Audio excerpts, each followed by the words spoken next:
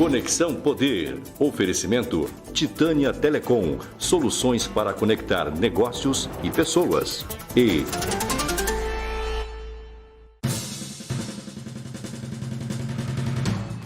muito bem, nós estamos começando mais um Conexão Poder, hoje com um assunto polêmico também, claro, segurança pública. O nosso entrevistado é o secretário de Segurança Pública do Estado de Mato Grosso, Alexandre Bustamante. Participa dessa entrevista a jornalista Márcia Matos, do Repórter MT. Secretário, seja bem-vindo ao nosso programa mais uma vez. Para mim é uma honra voltar aqui, discutir segurança pública, é um tema que eu gosto, é um tema que a sociedade quer ouvir e quer entender um pouco melhor. Secretária, a primeira vez que o senhor esteve aqui depois de assumir o cargo foi no início do ano e a gente conversava sobre as dívidas deixadas aí pela gestão anterior. À época havia apreensões de viaturas por falta de pagamento aí por parte da empresa. Havia falta de combustível. Como que está a situação em relação a isso? Já foi pago essas dívidas de 2018? O Estado já começou a retomar aí investimentos na área de segurança? O governador Mauro Mendes tem feito um esforço muito grande para reconstruir o Estado, né? Essa reconstrução passa por dar para a sociedade um serviço público de mais qualidade. E é nessa linha que a gente tem trabalhado junto com o governo como um todo. Nós conseguimos diminuir bastante a dívida que estava com as empresas, não está 100% solucionado o problema das viaturas, mas hoje nós já temos quase 90% solucionado. Há um déficit de viatura ainda, mas há um déficit de viatura por causa da qualidade das viaturas, né? O volume de viaturas já está adequado, o que nós estamos fazendo agora é melhorando a qualidade. Cidades que têm a necessidade de ter caminhonetes, hoje encontra-se com um carro que não é caminhonete.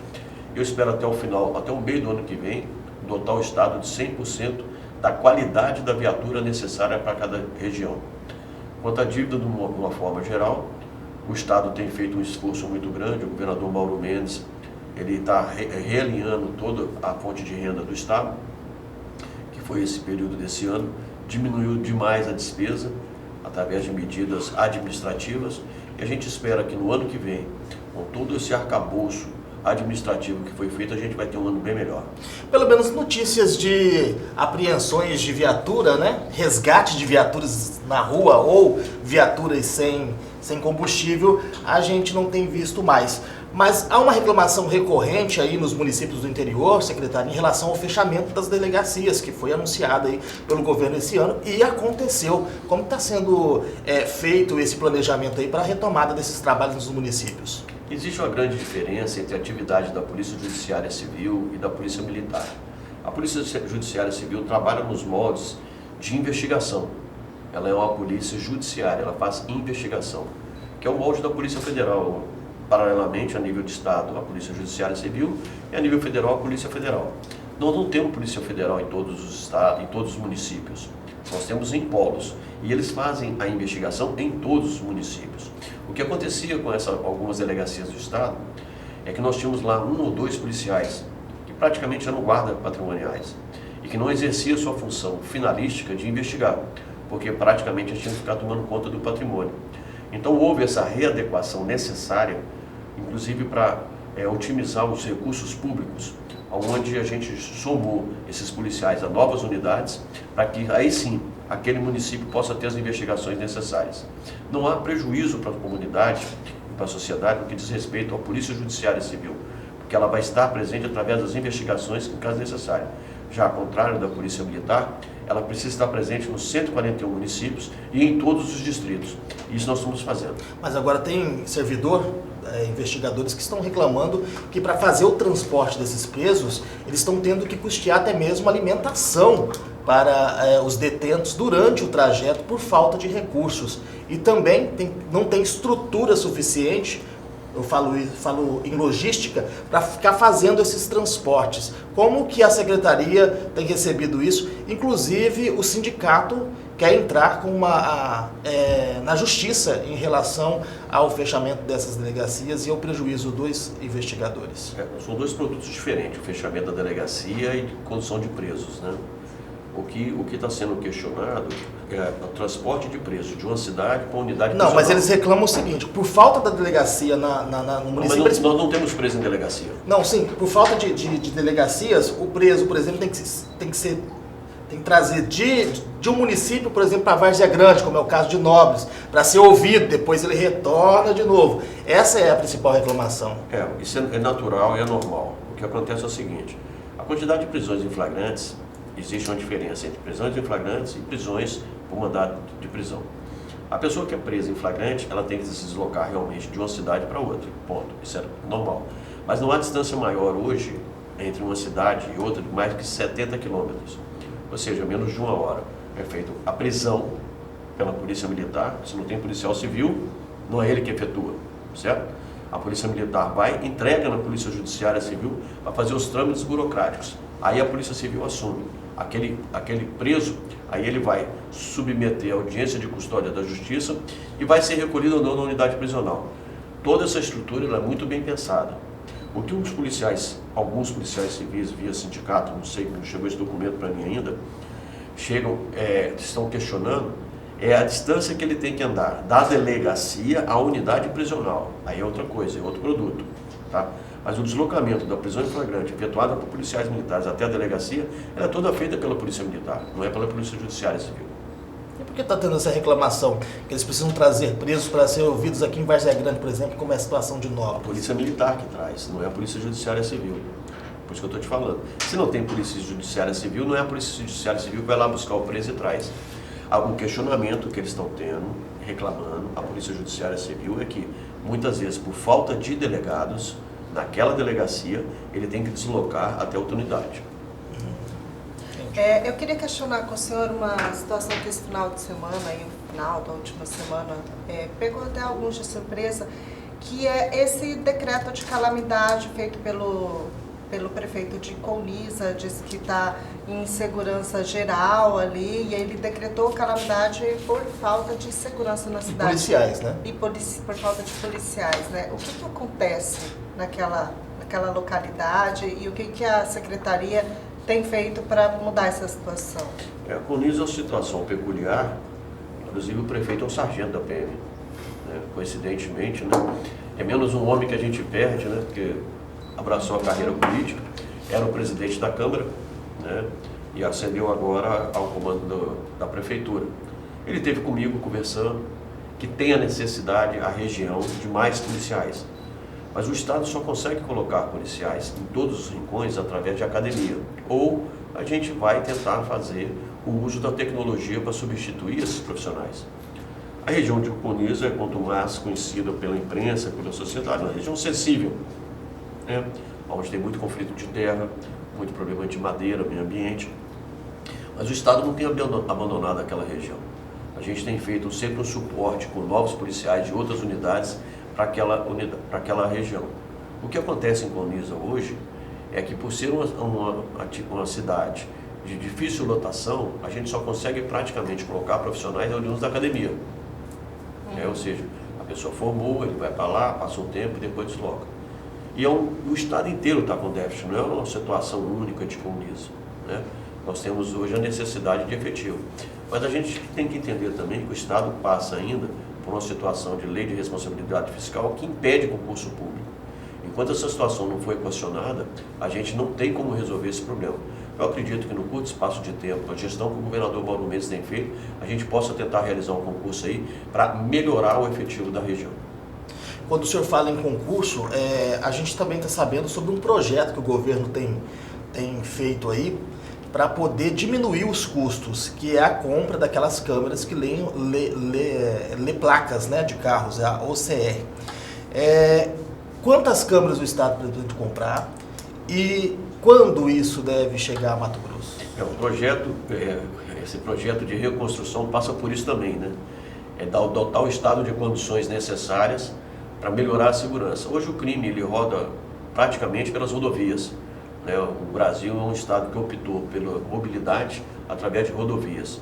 Nós temos uma fronteira aqui com a Bolívia de 900 quilômetros, de que todo o produto do crime, normalmente de roubos e furtos de veículos, tende a ir para aquela região. Nós temos as rodovias federais devidamente patrulhadas, mas não temos as rodovias estaduais. E nós conseguimos, através dessa malha rodoviária, sair de Cuiabá e chegar até a fronteira sem necessidade de passar em rodovias federais. Então levamos o projeto para o governador Mauro Mendes e ele determinou que esse projeto fosse prioridade. O projeto chama-se Projeto Águia, a implementação de 3.000 câmeras no estado, que passa por controle de fronteiras, controle de divisas, cerco virtual nos municípios, que já é uma prática que acontece muito no interior de São Paulo, e o controle das rodovias estaduais. Com isso, nós vamos ter 3.000 câmeras espalhadas pelo estado, dando uma melhoria na qualidade de controle das rodovias.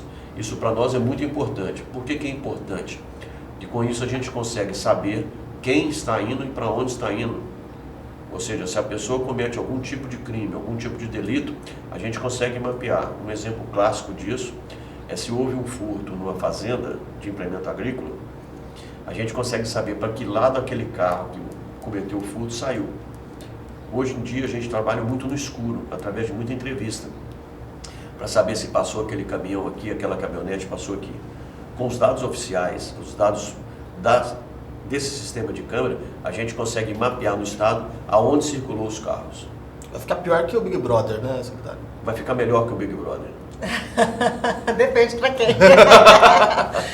Secretário, teve aqui no Conexão Poder, recentemente, o comandante-geral da PM, e justamente sobre essa questão da fronteira, quando ele foi provocado pelo André Milchus e tal, ele disse que, mas a gente que comparou a situação dos policiais que atuam na fronteira a enxugar gelo, né? Diz que estavam enxugando gelo na fronteira, né? Mas também, se não tivessem enxugando gelo, Mato Grosso estaria no mar de lama, né? Com essa tecnologia, o senhor acredita que vai ser possível passar dessa fase de enxugar gelo? Olha, eu acredito que a fronteira, ela está tendo, nessa gestão, uma atenção muito especial. Nós conseguimos já inaugurar o Posto do Limão, que era uma reivindicação antiga de todos os moradores da região de fronteira. Esse é um posto que vai e vem, né? Não, ele está feito agora, está inaugurado. Ele sempre... os policiais que ali trabalhavam debaixo de lona. Hoje não. Era uma estrutura bem precária. Hoje não. Nós conseguimos esse ano começar a obra, terminar a obra, onde deu condições dignas do profissional. Com esse fechamento da 070 no Posto do Limão, a gente consegue fazer um monitoramento de pelo menos 60% da fronteira, que tudo passa por ali, 60%. E esse controle ajuda demais.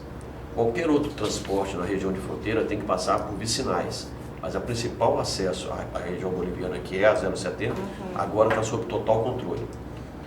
Nós conseguimos dotar de fuzis, de equipamento noturno. Isso melhora a qualidade. Sabemos que não é atribuição do Estado fazer esse patrulhamento, certo? É uma atribuição federal, está na Constituição. O controle de fronteiras é da União. Mas se nós não tivéssemos o GEFRON e a Polícia Militar e a Polícia Civil, o DECOM, eu não sei como que seria o volume de entrada de drogas no Brasil e no Mato Grosso. Eu não sei a quantidade de veículos que seriam roubados no estado de Mato Grosso. Então o GEFRON serve, junto com a DECOM e as unidades de segurança da fronteira, como uma barreira, entendeu? Para mitigar essa estrutura do crime que atua nessa transnacionalidade. É a solução ideal? É a solução que a gente tem. Não adianta querer falar que 900 quilômetros de fronteira vão ser patrulhados por qualquer unidade que seja. Vamos dar o exemplo dos Estados Unidos, com o México.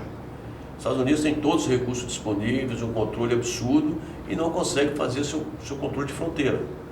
O que o Mato Grosso reclama e propõe é que a União assuma a sua obrigação. É diferente, né?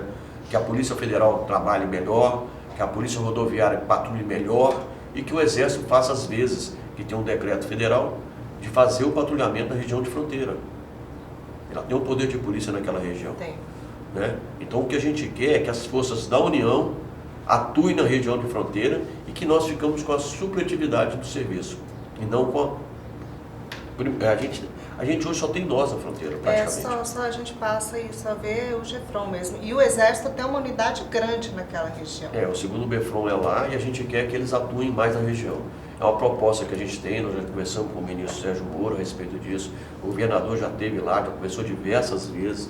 Os parlamentares do estado de Mato Grosso, sempre que tem oportunidade, vão lá, a região de fronteira tem o deputado federal, doutor Leonardo, que também é oriundo do Exército, que briga muito por isso. Então o que a gente quer é que a fronteira realmente passe para a União, certo? Passe pé, barba e cabelo, que ela tome conta e que o GEFRON fique supletivamente ajudando. Secretaria, a PCE, como está o andamento daquela operação lá que foi feita, né? De reforma e também... O limpa da PCE, né? Mas foi uma situação que gerou bastante burburinho, né? Tanto do lado de críticas, né? Como também foi uma situação bastante aplaudida, né? Porque não tinha sido feita. O que aconteceu ali foi uma decisão de governo, né? Com participação de diversos órgãos, né? Poder Judiciário, Ministério Público, da Defensoria, da OAB, e uma decisão pessoal do governador, né?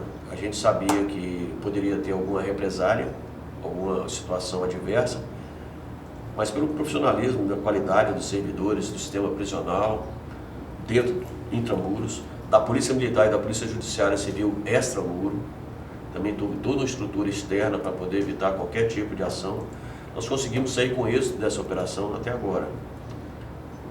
Há uma participação também dos reeducandos, muito grande. Os reeducandos ajudaram na organização lá dentro, porque eles também têm interesse em manter aquela situação melhor para eles viverem. Do jeito que estava, era insalubre, sem condições, as paredes todas detonadas, não tinha uma estrutura lá dentro. Então, a gente agradece o trabalho profissional dos agentes prisionais, de toda a estrutura do sistema prisional do Estado, porque foi uma situação muito delicada no início, com a apreensão da imprensa, da sociedade como um todo, porque nós temos exemplos a nível de Brasil de situações similares e que deram uma situação adversa do lado de fora, que não foi o caso do Mato Grosso. Pelo contrário, nós conseguimos fazer uma organização, uma limpeza, uma reestruturação do sistema sem nenhum entrave, sem nenhum problema. E pelo contrário, a situação melhorou bastante.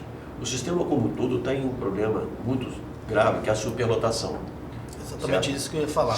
E essa superlotação, ela não resolve da noite para o dia. Não é no primeiro ano do governador Mauro Mendes que nós vamos resolver o problema de superlotação.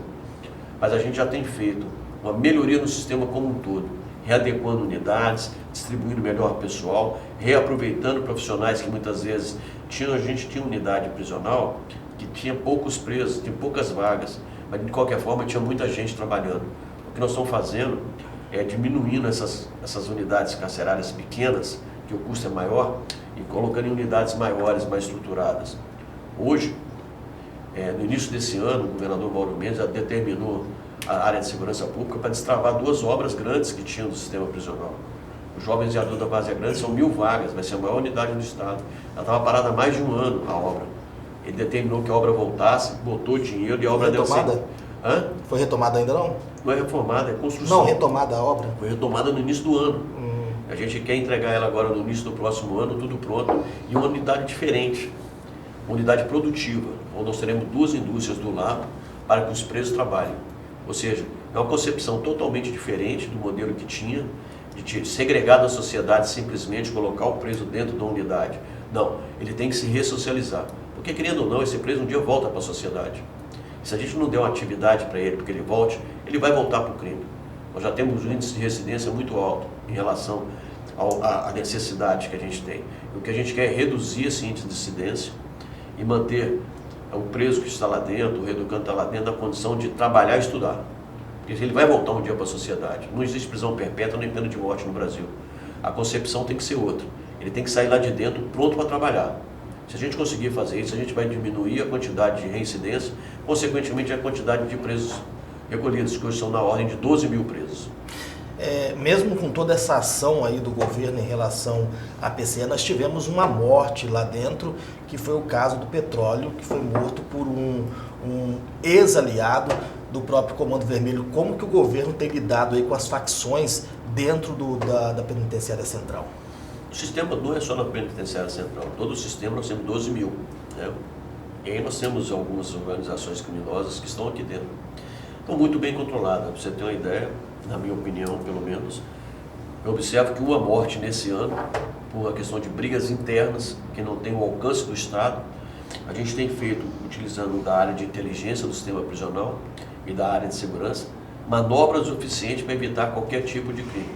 Não conseguimos 100%. É o caso desse reeducando que a princípio era um suicídio, mas as investigações apontaram para homicídio, né? Então, mas a gente não tem como alcançar o universo de 12 mil de uma conta, não temos celas individuais. Então nós temos que contar uma estrutura de inteligência para evitar que isso aconteça. E tem dado certo.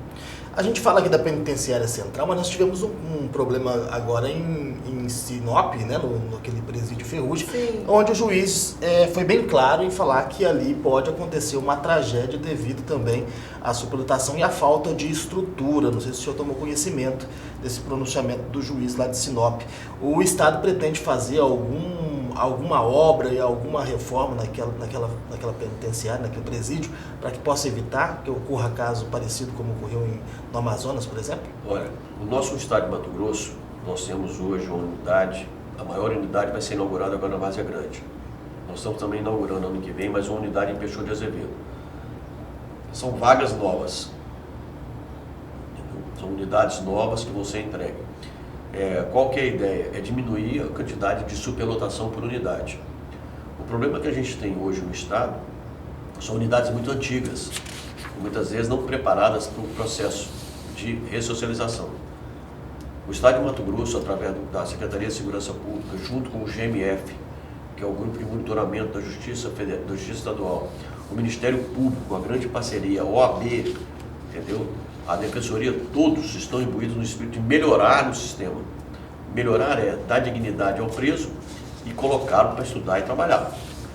Quando você consegue fazer isso, você consegue ocupar aquela pessoa e ela realmente consegue entender que o sistema de segregação de liberdade para cumprimento de pena é uma fase da vida dela que ela vai voltar para a sociedade e para a sua família. É o que a gente tem pensado. Secretário, a gente sabe que essas unidades de segurança máxima, como a PCE, foi divulgado até pelo Repórter MT mesmo, pela mídia nacional, a questão do controle do crime que partia de dentro, por exemplo, da PCE. Teve esse limpa na PCE, foram apreendidos aí centenas de celulares, né? E conseguiram um resultado na baixa da criminalidade com esse resultado desse limpa na PCE. Na minha opinião, também já vou emendar a pergunta, já poderia ocorrer também na Mata Grande, né, que é o campeão, a central de golpes do Estado, né, pelo menos que passam para a gente as notícias que as informações que a gente tem, o que a gente divulga aqui no Repórter MT também, que tal golpe partia de dentro do presídio, né, e aqui em Cuiabá, na PCE, parece que era o roubo de carros, né? Márcia, eu vou deixar bem claro o seguinte, essa operação na unidade da PCE, da Penitenciária Central do Estado, partiu de uma necessidade de organização, limpeza e reestruturação, não só de unidades das celas, mas também como um todo, procedimento interno. Tá? Nós tínhamos lá a permissão para a entrada de 6 quilos de alimento por semana para cada reeducando, foi baixado para 3. O controle de acesso não tinha, agora está tendo um controle melhor na fiscalização de acesso à unidade. Realmente isso aí está sendo notado. Inclusive, esse fim de semana, uma mulher foi presa tentando entrar com drogas na PCE. Durante a operação foram retirados mais de 500 chips e mais de 170 celulares. Mas não é a perfeição do Estado, a gente ainda está brigando muito com isso. Mas com os procedimentos que estão sendo adotados, a gente tem diminuído, entendeu? Por causa de toda essa estrutura, da parte interna, de fiscalização, maior monitoramento por parte dos agentes prisionais e da estrutura de segurança externa, a gente tem sentido reflexo nos números, nos indicadores do Estado. Quanto à realização dessa operação em outras unidades, a gente está verificando, analisando, porque não é simplesmente falar, nós vamos entrar para dentro de uma unidade e fazer uma operação dessa magnitude. A gente tem que ver a viabilidade técnica, a necessidade, a parceria com o Poder Judiciário, com o Ministério Público, OAB e Defensoria, porque na PCE nós ficamos 30 dias sem visitas. Isso causa um transtorno, né? E todas as entidades têm que comungar dessa mesma ideia. Porque 30 dias sem visita para um reeducando é muito complexo, né?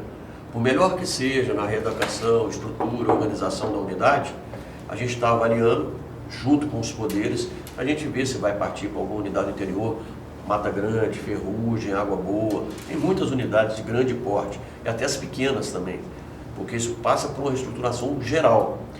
Tem unidades que estão do mesmo padrão, do mesmo jeito desde que foram fundadas.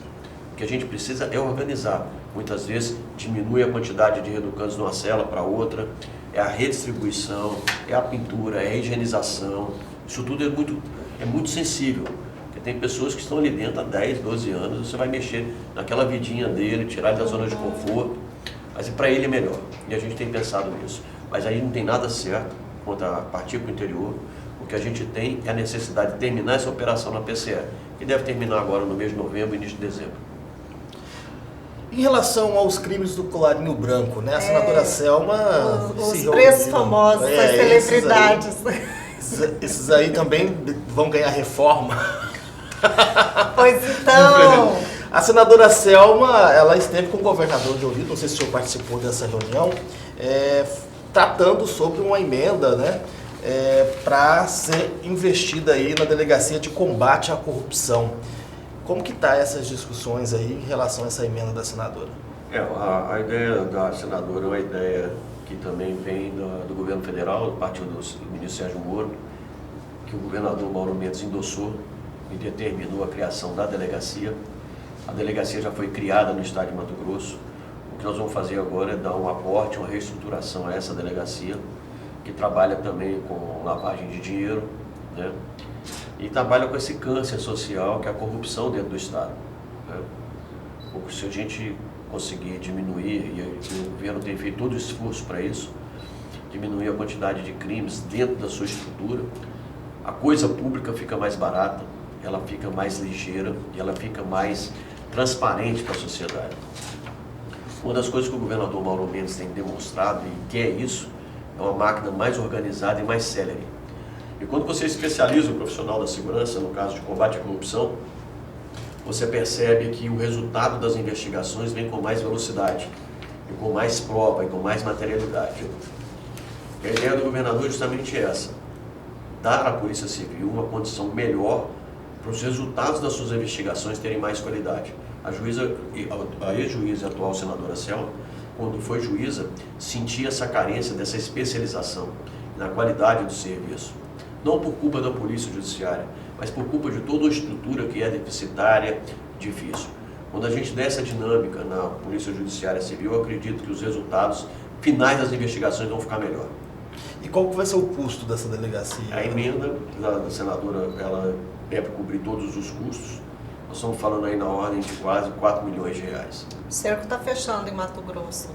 A ideia é dar uma qualidade maior nas investigações, dar estrutura para os policiais fazerem o seu trabalho, porque a qualidade da pessoa humana, dos nossos profissionais, é muito boa. Nós temos hoje uma carência de efetivo e esse pouco pessoal que tem dá uma resposta muito positiva. E a gente mede isso através de indicadores. Vocês podem olhar os indicadores do Estado no que diz respeito a roubo, furto, homicídio, todos estão caindo. Então é mérito do nosso profissional da área de segurança. E esse profissional da área de segurança trabalha 26 horas por dia para poder dar à sociedade uma qualidade melhor. E a sociedade tem sentido isso. Quando a gente percebe que não é um êxito total, mas a gente percebe que a sensação de segurança tem melhorado. O senhor esteve com o ministro Sérgio Moro falando sobre esse pacote anticrime, combate à corrupção. Qual foi aí a proposta do ministro em relação ao investimento para a investigação nesse setor? Esse ano, durante muito tempo, o governo federal, no que diz respeito ao Fundo Nacional de Segurança Pública, fez poucos repasses, né? Os secretários de Segurança Pública fizeram um trabalho, os secretários do Brasil inteiro, fizeram um trabalho muito forte junto ao ministro, para que o Fundo Nacional de Segurança Pública tivesse o maior aporte.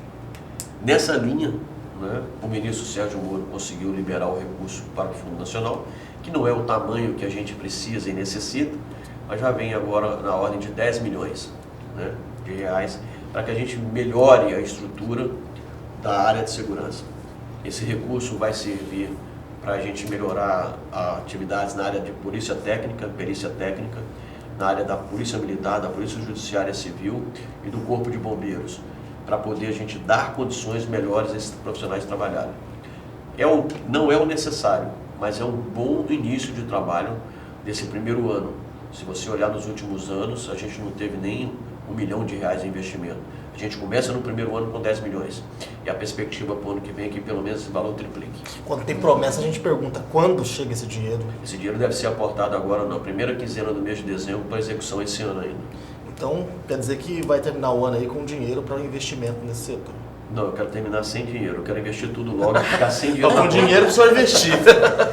Esse dinheiro também, esses investimentos, principalmente em unidades prisionais e também nesse aperfeiçoamento aí do combate aos crimes do colarinho branco, ele também vai sair, ele pode sair do dinheiro apreendido, do que é recuperado com os crimes de corrupção?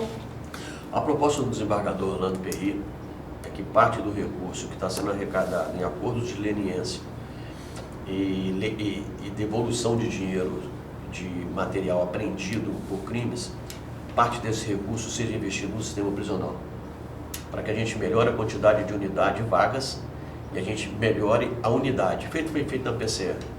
Na PCE, simplesmente, nós tiramos todo o reeducante dentro da cela, tampamos os buracos e pintamos as paredes. Isso há uma situação de controle, né? E o que o desembargador Orlando Perry quer que aumenta a quantidade de vagas, a proposta dele para o governo do Estado, e ele está buscando recursos em multas, em acordos judiciais, em acordos de leniência, para que o Estado não tenha recurso para fazer o investimento necessário. O Estado hoje faz a manutenção do sistema, que já é cara demais, né? Pra você ter uma ideia, nós temos aí quase 7 milhões por mês em alimentação para reeducando. Então nós temos aí no ano 84 milhões de custos só na alimentação.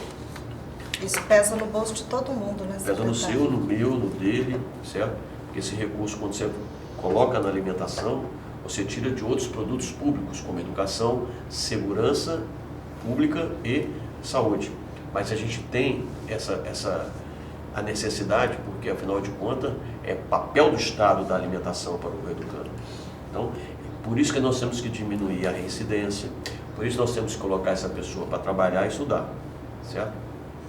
Quando que eles começam a trabalhar, secretário? Já estamos fazendo, esse ano já foi através da Fundação Nova Chance, através da parceria com algumas prefeituras. Pra você ter uma ideia, a prefeitura de Rondonópolis hoje deve estar contratando quase 200 reeducandos para poder trabalhar, fazer um trabalho na prefeitura. Isso para nós é muito importante, porque essa pessoa, quando ela começa a trabalhar, ela sai das facções, ela sai dos crimes organizados, ela começa a pensar na sua família. E a família tem um papel primordial em cima disso. Ela começa a arrecadar, receber parte desse recurso que ele receberia. Secretário, a gente tem visto um trabalho muito forte da polícia em relação na recuperação de veículos roubados em Mato Grosso. Mas, por outro lado, também, a gente tem visto, né, um aumento dessa criminalidade, desse segmento de roubo. O que a Secretaria pretende fazer para coibir que esses casos aconteçam e evitar também, porque quanto mais trabalho para a polícia, mais gasto, mais investimento, para reduzir o número de furtos e roubos de veículos em Mato Grosso? Nós temos 3 frentes de trabalho muito grandes aí. Tá? A primeira é o projeto Águia de controle das rodovias. Que é o Big Brother. É o Big Brother. Melhor que o Big Brother. Passou, pegou. O segundo é a Polícia Judiciária Civil, através da sua delegacia especializada de roubos e furtos de veículos, desmanchando as quadrilhas que existem, né? E o terceiro é a Polícia Militar, especialmente o Gefron, no controle de saída desse carro para a Bolívia. Então são 3 frentes. Essas 3 frentes têm dado um resultado muito positivo. Nós estamos hoje com um índice de recuperação de veículos roubados de 70%. É 12% maior do que o ano passado, Exatamente. Né? Porque o trabalho está sendo muito... Ele tem um trabalho da área de análise criminal que subsidia, através da inteligência, a atividade finalística da área de segurança, né? A gente consegue, com isso, ter uma resposta muito mais rápida e positiva. De cada 10 carros roubados no mês, 7 são recuperados. Não necessariamente os carros que foram roubados, mas 7 carros que foram roubados foram recuperados. É um dos melhores índices do Brasil. E a hora que tiver estrutura de câmeras de OCR, a gente acredita que a gente deve passar para 90%. Secretário, falando aí em tecnologia, esse investimento em tecnologia que está sendo feito no Estado, além dos carros, também terá essa tecnologia voltada para reconhecimento de criminosos, por exemplo? Reconhecimento facial, né? O reconhecimento facial, ele é necessário. A gente já está com essa ferramenta em teste no estado, tá? A gente acredita que é diferente Mato Grosso de alguns outros estados, por exemplo, a Bahia. A Bahia está utilizando muito isso no Carnaval e o Rio de Janeiro também, em grandes festas, né? Porque há um acúmulo muito grande de pessoas procuradas, né? No Mato Grosso nós não temos assim esse volume de pessoas, a não ser nas festas de rodeio, grandes eventos, os grandes eventos que a gente vai fazer. Vamos fazer em fase de teste, com equipamento, para verificar pessoas. O problema maior que tem para esse reconhecimento facial chama-se banco de dados. O que é banco de dados? Você fazer o reconhecimento, você precisa saber quem você está procurando. Né? Então nós estamos fazendo toda a digitalização do arquivo digital, do arquivo de carteiras de identidade da Politec. É um projeto que está junto com a FIENTE está nos ajudando. Mato Grosso deve ser o terceiro estado do Brasil a ter toda a sua carteira de identificação e registro geral digitalizada. Aí sim, eu tenho condição de fazer um reconhecimento. Hoje, a maioria das carteiras, do período para cá, ela é digital, mas nós temos um passivo muito grande de não digital. Qual que é a proposta dessa digitalização? Usando tecnologia, o policial militar vai estar com o smartphone na rua, né, do qual, na hora que ele te abordar, ele vai fazer um reconhecimento digital para verificar se você é aquela pessoa que está registrada. E se tiver mandado de prisão em aberto, o próprio sistema alerta. Então, toda vez que nós fizermos hoje as abordagens, no futuro próximo, até assim que terminar esse programa junto com a FIENTE, toda a abordagem vai ser feita usando tecnologia. Não tem mais a possibilidade de carteiras falsas, não tem mais a possibilidade de identificação da pessoa. Aí eu estou sem o RG, não tem problema. Põe o dedão aqui, e a gente fala quem você é. Isso também vai ser aplicado, esse reconhecimento facial também vai ser aplicado em pontos fixos? A nossa ideia é talvez assim, algumas cidades, nos grandes polos, nos centros das cidades, onde tem volume de pessoas. Isso tudo é uma forma de conseguir, digamos, um maior efetivo. A gente entende que o uso da tecnologia hoje é uma ferramenta que o mundo inteiro está usando. Sabemos que a informação que vem do uso da tecnologia, ela tem muita qualidade e ela vem para auxiliar o trabalho do homem. Ela não vem substituir o trabalho do homem, né? Porque não adianta você ter um reconhecimento facial se você não tem um policial para ir buscar aquele preso. Quem que vai prender, né? O computador não prende ninguém. Então ela vem auxiliar o trabalho da área de segurança.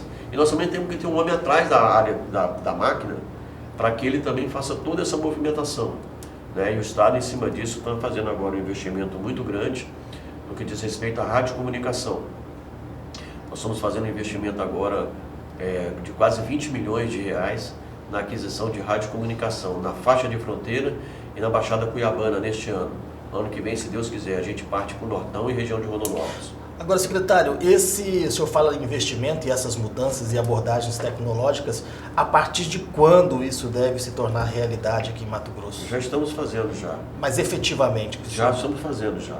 Nós temos hoje a base integradora, que não estava sendo subutilizada, e nessa base integradora, lá dentro do CIOSP, onde funciona o Centro de Operações do Estado, nós já temos um volume de informações de toda a rede nacional, da rodovia, do DENIT e dos consórcios que fazem pedágio. Ou seja, nós já temos hoje um controle de quase 12 mil câmeras a nível nacional. Com a somatória das câmeras dos municípios, por exemplo, Cuiabá também agora, o secretário antenou, acabou de passar a fibra ótica da prefeitura até o centro de comando e controle, onde a prefeitura vai integrar as câmeras com o Estado, para a gente melhorar a qualidade da informação. A gente tem a base de dados, que é importante, de carros roubados, de pessoas procuradas, e agora a gente a nossa ferramenta de pesquisa vai entregar com as informações que estão vindo do CEMOB. Isso para nós é muito bom. O senhor falou que essas câmeras não substituem aí o trabalho dos policiais, mas com certeza deve diminuir custo. Se hoje não tivesse esse trabalho tecnológico, não tivesse a previsão de comprar essas 3 mil câmeras, quantos homens o Estado de Mato Grosso precisaria contratar para fazer esse mesmo serviço? A demanda é muito grande, tá? A gente, se tivesse que contratar homens para fazer esse tipo de serviço, nós teríamos que triplicar o efetivo da Polícia Militar e triplicar o serviço efetivo da Polícia Civil. A demanda porque, digamos, 3 mil câmeras, tá? Equivale a 5 profissionais da área de segurança a cada câmera. Nós temos um acréscimo de 15 mil homens, tá? Então, para nós é importante o uso da tecnologia, né? É importante porque nós não temos policiais suficientes no Estado, mas nós temos a condição de colocar a tecnologia espalhada pelo Estado inteiro. Ok. Secretário, eu queria que o senhor fizesse uma avaliação, o senhor já é veterano na secretaria, né? Já não é a primeira vez que o senhor comanda essa pasta, e o senhor esteve aqui falando de toda a dificuldade no início do ano, e agora a gente já está aí no final do ano. Eu gostaria que o senhor fizesse uma avaliação do que teve de superação nesse um ano, né? E o que vocês ainda têm de desafio para o próximo ano. A superação nossa são os números que indicam, né? A gente teve uma redução mês a mês aí, na ordem de 12% a 13% ao mês, nos principais indicadores, que são homicídio, roubo e furto, no Estado de uma forma geral. A tendência é que esses números continuem para o ano que vem, uma redução gradativa, tá? Talvez com a implementação do sistema de câmeras a gente tenha uma redução com maior velocidade, mas a tendência é continuar reduzindo. E com os investimentos que vão ser feitos, a gente acredita que a sensação de segurança da sociedade como um todo deve melhorar. A sociedade tem sentido isso. A secretaria, essa união que foi feita pelo governador Mauro Mendes, da pasta de sistema prisional e do sistema de socioeducativo com a área de segurança, possibilitou a integração também de bases de dados.